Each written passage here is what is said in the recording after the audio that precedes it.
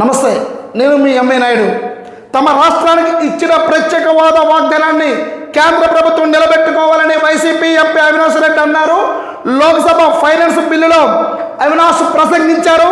హోదా ఇవ్వాలని పీఎం మోదీని జగన్ ఎన్నిసార్లు కోరారు. కడప స్టీల్ ప్లాంటు, విశాఖ దక్షిణ కోస్తా రైల్వే జోన్ వెంటనే ప్రారంభించాలి. వైజాగ్ స్టీల్ ప్లాంట్ ప్రైవేటీకరణను నిర్ణయాన్ని కేంద్రం వెనక్కి తీసుకోవాలని ఆయన విజ్ఞప్తి చేశారు. ఏది ఏమైనప్పటికీ కూడా వైసీపీ ఎంపీ అవినాష్ రెడ్డి అయితే లోక్సభలో తన గళాన్ని వినిపించారు. జగన్ ఎన్నోసార్లు కేంద్రాన్ని ప్రత్యేక హోదా గురించి పలుసార్లు అడిగినా సరే కేంద్ర ప్రభుత్వం ఎప్పుడు కూడా నిర్ణయం వెనక్కి తీసుకుంది. ఇప్పుడు కూటమి ప్రభుత్వం తమ ఆంధ్రప్రదేశ్ రాష్ట్రానికి అన్యాయం చేయొద్దని ఆయన ధ్వజమెత్తారు. డబ్బుతో ఓట్లు కొనాలని సీఎం చంద్రబాబు ప్రయత్నిస్తున్నారని వైసీపీ ఎమ్మెల్సీ అభ్యర్థి బొత్స సత్యనారాయణ ఆరోపించారు. స్థానిక సంస్థల్లో వైసీపీకి 600 పైగా సభ్యులు బలం ఉంది, కూటమికి 200 మాత్రమే సభ్యుల బలం ఉంది. దీంతో ఓట్లు కొనాలని కుట్ర పండుతూ ఉన్నారు. కానీ ఓట్లు కొనకుండా వైసీపీ విలువలతో కూడిన రాజకీయం చేస్తుంది.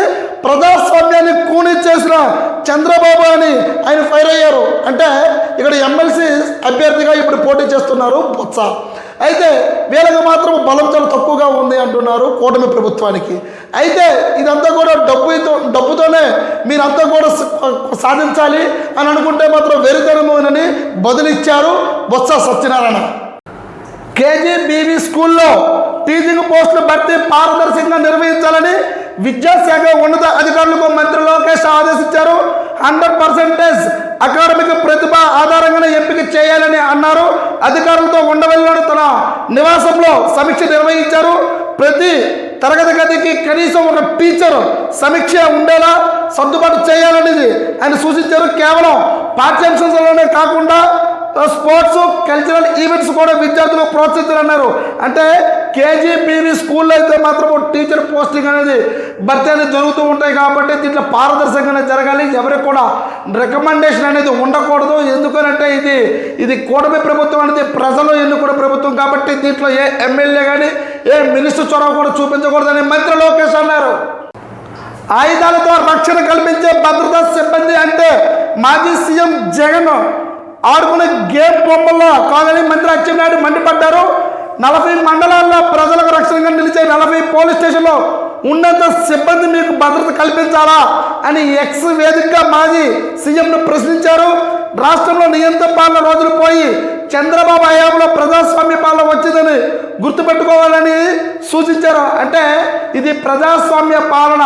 నీ యొక్క సొంత సిబ్బంది నీ సెక్యూరిటీ పెంచుకోవడానికి ఈ రాష్ట్ర ప్రభుత్వం నీ తొత్తుగా పనిచేయడానికి ఇదేమీ సిద్ధంగా లేదు అని మంత్రి అచ్చెన్నాయుడు అన్నారు.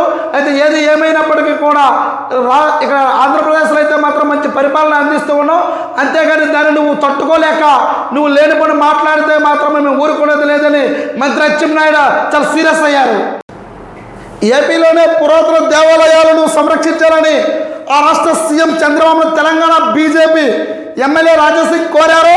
ఆలయ భూములను వివిధ మతాల వారు ఆక్రమించుకుంటున్నారని వారిపై చర్యలు తీసుకోవాలని లేఖ రాశారు. ఇది హిందువుల మనోభావాలను దెబ్బతీస్తుందని వెంటనే ఆలయాలు వారి నుంచి విముక్తి కల్పించాలని విజ్ఞప్తి చేశారు. బీజేపీ ఎమ్మెల్యే అయితే మాత్రము ఆంధ్రప్రదేశ్ ముఖ్యమంత్రికి లేఖ రాశారు. దేవాలయాలు, అది కూడా హిందూ దేవాలయాలు ప్రతి ఒక్కరు కూడా ఆక్రమిస్తూ ఉన్నారు కాబట్టి దీన్ని సంరక్షించిన బాధ్యత ఆ రాష్ట్ర ముఖ్యమంత్రి తీసుకోవాలని ఒక లేఖ కూడా రాశారు. అంటే దీనిపై స్పందించి ఎవరైనా సరే ఇలాంటి చర్యలు తీసుకుంటే ఖచ్చితంగా ఊరుకునేది లేదని ముఖ్యమంత్రి చంద్రబాబు కూడా తెలిపారు. చూస్తూనే ఉండండి ఎంఈ న్యూస్. నేను మీ ఎంఏ నాయుడు.